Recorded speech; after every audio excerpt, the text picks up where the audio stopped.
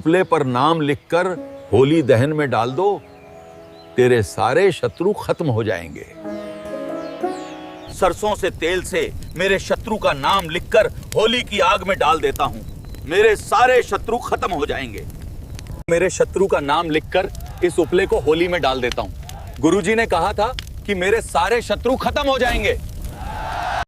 दोस्तों, होली दहन में आप यदि ये एक चीज डाल देते हैं तो आपके सारे दुश्मन दोस्तों वो खत्म हो जाते हैं। लेकिन दोस्तों, ये चीज क्या है, किस तरह से इस चीज को आपको उस होली का दहन में डालना है और उससे आपके कैसे दुश्मन खत्म हो गए, तो पूरा इस वीडियो में जानिए। इसलिए वीडियो को लास्ट तक जरूर देखना और साथ में दोस्तों कमेंट बॉक्स में हर हर महादेव जरूर लिख देना यदि आप महादेव बाबा के भक्त हैं। वीडियो को लाइक करके ज्यादा से ज्यादा शेयर करना ताकि ज्यादा से ज्यादा लोगों के पास ये वीडियो पहुंच सके और वो भी होली में अपने दुश्मनों का खात्मा कर सके। दोस्तों, यदि दुश्मन आपको बहुत परेशान करते हैं, सामने से आकर के वार करते हैं, आपकी जिंदगी में दुश्मनों ने आग लगा दी है, दुश्मन आपको इस तरह से देखना चाहते हैं कि ये तो जी ही क्यों रहा है, ये तो मर जाए तो सबसे बेस्ट है, मर जाएगा तो सबसे बढ़िया रहेगा, हम इसकी प्रॉपर्टी हथिया लेंगे, हम इसकी वाइफ को हथिया लेंगे, हम इसकी पत्नी को हथिया लेंगे, हम इसकी बहन बेटियों को हथिया लेंगे, या फिर हम जो है ये कुछ भी कर लेंगे। तो दोस्तों, यदि ऐसा दुश्मन सोचता है और निश्चित रूप से सोचता है दोस्तों, जबरदस्ती आपसे मारपीट करने की कोशिश करता है, जबरदस्ती आपके पैसे लूटने की कोशिश करता है, जबरदस्ती झूठा कोर्ट कचरे का केस लगवा दिया है। आजकल तो दोस्तों भाई भाई का सगा नहीं हो रहा,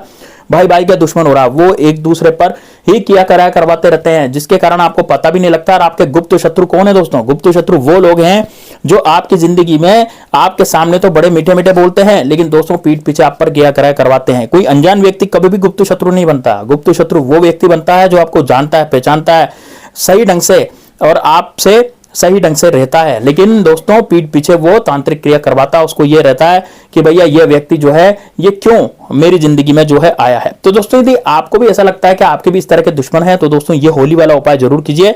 होली के बाद आपके दुश्मन बिल्कुल भी जिंदा नहीं रहेंगे। ये मान लीजिए कि होली के बाद आपके दुश्मनों की बीमारी ही खत्म हो जाएगी, एक भी दुश्मन आपका नहीं रहेगा। तो दोस्तों, यदि आप भी दुश्मनों से आराम चाहते हैं, आपको लगता है कि यार मेरे दुश्मन मेरे से पीछे हट जाएं, तो ये वाला उपाय जरूर कीजिए। होली कब जलाएंगे? अब होली दोस्तों कई तो 3 मार्च को जलाएंगे और कहीं 2 मार्च को जलाएंगे, ठीक है। तो 2 मार्च को भी होली जल सकती है, 3 मार्च को भी होली जल सकती है। आपके गांव शहर में कब जल रही है तो उसी दिन, जिस दिन होली जले उसी दिन ये वाला उपाय करना है। इसमें आपको क्या करना है, एक गोबर का कंडा लेना है। दोस्तों, गोबर का कंडे का मतलब क्या हुआ, या तो गाय का गोबर आपको मिल जाए। देखिए, यदि गाय का गोबर आपको मिल जाता है तो सबसे बढ़िया बात है। गोबर जो है बिल्कुल सूखा हुआ होना चाहिए। यदि आपके गांव में जो गाय गोबर करती है, यदि आप उसको सुखा लेते हैं तो वो बिल्कुल सूख जाता है। और वैसे हमारे भारत देश में गाय का गोबर बड़ी आसानी से मिल जाता है। इसलिए दोस्तों आपको इस गोबर से उपाय को करना है। गोबर का जो कंडा होता है दोस्तों वो उपला उसको बोला जाता है ना, उसको उपला बोला जाता है, सूखा गोबर बोला जाता है। आप इसे ऑनलाइन भी मंगवा सकते हैं। यदि आप किसी शहर में रहते हैं, मान लीजिए उस शहर में, जैसे मान लीजिए नोएडा में रहते हैं या फिर दिल्ली में रहते हैं या फिर ऐसी जगह पर रहते हैं, जैसे हरियाणा में भी गुड़गांव वगैरह है या फिर बेंगलोर है, ठीक है, और कानपुर है। मतलब मान लीजिए आप देहात में नहीं रहते, गांव में नहीं रहते, आप रहते किसी सिटी में, शहर में, और आपको गोबर एक्सेस नहीं है, गोबर नहीं मंगवा सकते आप, या गोबर आपके आसपास नहीं होता है, तो आप ऑनलाइन भी मंगवा सकते हैं। मेरा एफिलिएट लिंक है, उस एफिलिएट लिंक से आप गोबर मंगवा सकते हैं। आपको घर बैठे बढ़िया से बढ़िया गोबर देके वो जाएगा दोस्तों, और वो जलेगा भी बहुत अच्छा। तो यदि गाय का गोबर आप मंगवाना चाहते हैं तो मेरा एफिलिएट लिंक है, आप निश्चित रूप से गाय का गोबर मंगवा सकते हैं। बहुत ही सस्ते में आपको यहाँ पर उपलब्ध हो जाता है। अब देखिए दोस्तों, आपको करना क्या है, ठीक है ना। एक लेना है आपका सरसों का तेल। अब दोस्तों, सरसों का तेल होता है वो कड़वा तेल होता है, और इस सरसों के तेल से आप अपने शत्रु का पूरी तरह से नाश कर सकते हैं। यदि आप चाहते हैं कि आपके दुश्मन पूरी तरह से खत्म हो जाए, बर्बाद हो जाए, तो दोस्तों ये सरसों के तेल का उपाय जरूर कीजिएगा। गोबर और सरसों के तेल का उपाय है, लेकिन इतना जबरदस्त है कि इसके आगे अच्छे अच्छे की बैंड बज गई। मान लीजिए आपका कोई पड़ोसी है और वो पड़ोसी इतना खतरनाक है कि आप पर हर कभी जंतर फेंक देता है, हर कभी मंत्र फेंक देता है, मंत्र मंत्र के आप पर चीजें फेंक देता है, जिससे कि आपकी तबीयत बिगड़ जाती है, आपका स्वास्थ्य बिगड़ जाता है, आपकी जिंदगी में आप बहुत दुख पाने लग जाते हो। तो दोस्तों, यदि ऐसा है तो निश्चित रूप से आप इस गोबर के उपाय को कर सकते हैं, सूखे हुए कंडे के उपाय को कर सकते हैं, सूखे हुए गोबर के उपाय को कर सकते हैं। और इससे आपकी जो होलिका दहन वाली बात है, वो होलिका दहन में जब ये डाल देंगे ना और ये मंत्र पढ़ लेंगे तो दोस्तों आपके दुश्मन जो है कहीं के भी नहीं रहेंगे। लेकिन दोस्तों, आप करना कैसे, उपाय को ध्यान से समझिएगा। जिस दिन होली दहन आपके गांव या शहर में है, जिस दिन भी होली दहन हो, आप क्या करें, आप आसन बिछाएं और दक्षिण दिशा में मुंह करके बैठ जाएं। लेकिन दोस्तों, आपको एकांत कमरे में मुंह करके बैठना है, यानी कि एकांत कमरे में बैठना है। ऐसे कमरे में बैठना है जो बिल्कुल एकांत हो, है ना, जो बिल्कुल बंद हो, ऐसे कमरे में बैठना है, ठीक है ना। यानी कि मतलब आप अंदर से कुंडी भी लगा सकते हैं उस कमरे की। केवल 5 ही मिनट का उपाय है। 5 मिनट आपको गोबर पर कुछ लिखना है, मैं कुछ लिखवाने के लिए आपको बोलूंगा, वो आपको लिख देना है। बस उसके बाद इस गोबर को लेकर के जाना है होलिका दहन में। लेकिन दोस्तों क्या करना है, आप देखिए ध्यान से सुनिएगा। यदि 2 मार्च को आपके यहाँ पर होली मनाई जा रही है या फिर 3 मार्च को होली मनाई जा रही है, तो आप क्या करेंगे, गोबर लेंगे और गोबर पर सरसों के तेल से उंगली डुबोएंगे उसमें। और उंगली कौन सी डुबोनी है दोस्तों, अपनी सबसे छोटी वाली उंगली, यानी कि अपने सीधे हाथ की सबसे छोटी उंगली आप देखिए कौन सी है, कनिष्ठा उंगली जिसे हम बोलते हैं, वो सबसे छोटी हाथ की, जिसे चट्टी उंगली बोला जाता है, कनिष्ठा उंगली बोला जाता है, वो वाली उंगली आपको तेल में डुबोनी है, यानी सरसों के तेल में डुबोए।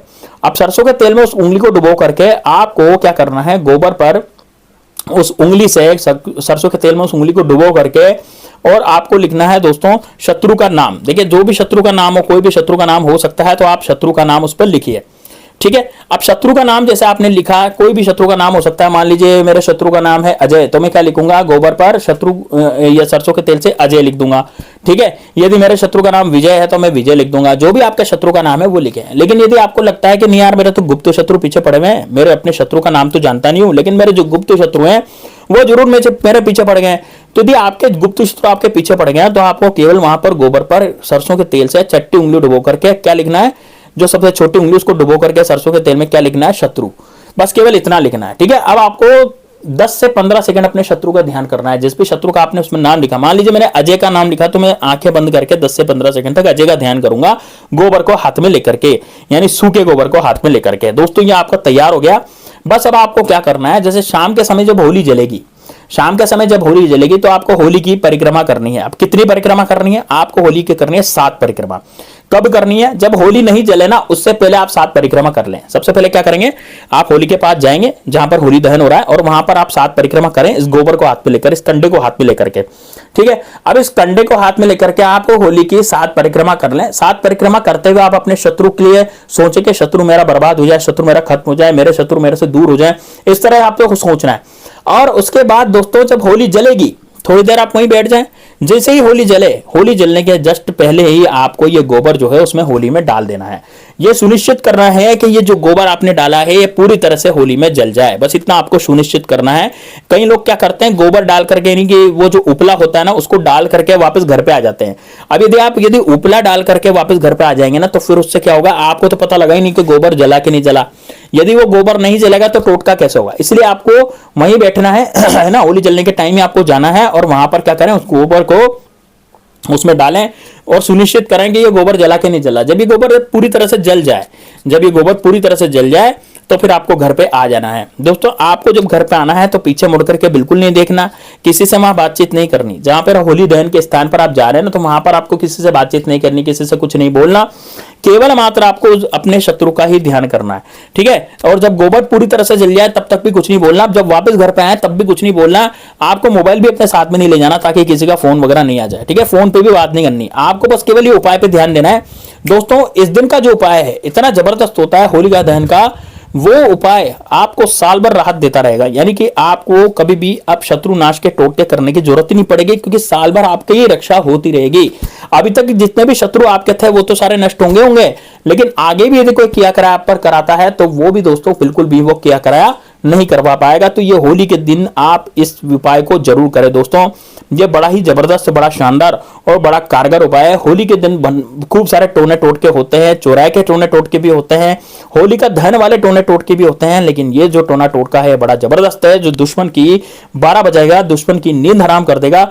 दुश्मन रोएगा, गिड़गिड़ाएगा और पछताएगा दोस्तों आपका, लेकिन दुश्मन आप पर कुछ भी किया कराए नहीं कर पाएगा। तो दुश्मनों से बचने का सबसे सरल और सटीक उपाय मैंने आज आपको बता दिया। इसलिए कमेंट बॉक्स में दोस्तों यदि आपको कोई दिक्कत हो तो आप मुझसे पूछ सकते हैं उपाय के बारे में, और यदि आपको कोई डाउट हो तो भी पूछ सकते हैं भाई कि हमें गुरुजी समझ में नहीं आया या कुछ हुआ, तो बिल्कुल निश्चित रूप से आप कमेंट बॉक्स में इसके बारे में पूछ सकते हैं। और इस वीडियो को लाइक करके ज्यादा से ज्यादा इसको शेयर कीजिए और कमेंट बॉक्स में हर हर महादेव भी जरूर लिखिए। चलिए दोस्तों मिलते हैं नेक्स्ट वीडियो में, तब तक के लिए जय श्री राम, जय बागेश्वर धाम सरकार, ओम नमो भगवान।